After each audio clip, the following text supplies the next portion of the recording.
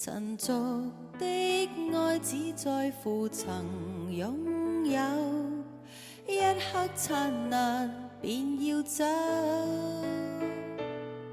而我卻確信愛是恆久，痛到了你已無別求，無從解釋不可說明的愛，千秋過後仍長存不朽。誰人受痛苦被懸掛在木頭，至高的愛盡見於詞存的手，看血在流，反映愛沒保留，持續不死的愛到萬世不休，為求奉上生命全歸主所有，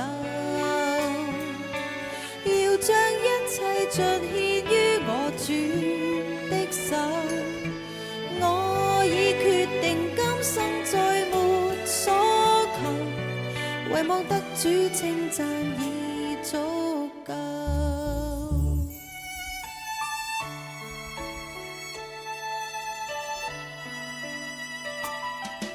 而我卻確信愛是恆久，痛到了你已無別求，無從解釋不可說明的愛，千秋過後仍長存不朽。誰人受痛苦被懸掛在木頭，至高的愛盡見於詞存的手，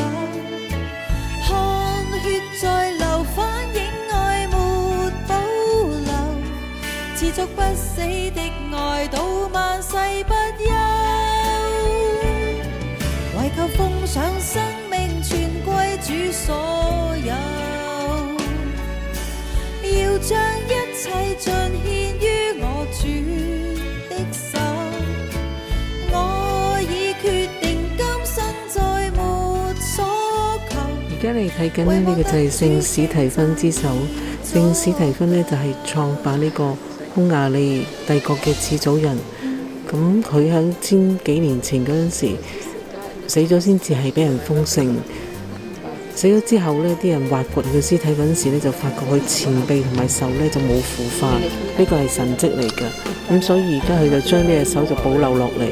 咁呢隻手就又俾人偷過啦，又曾經運過去澳大利啦。喺1940幾年呢，先至運翻嚟匈牙利，就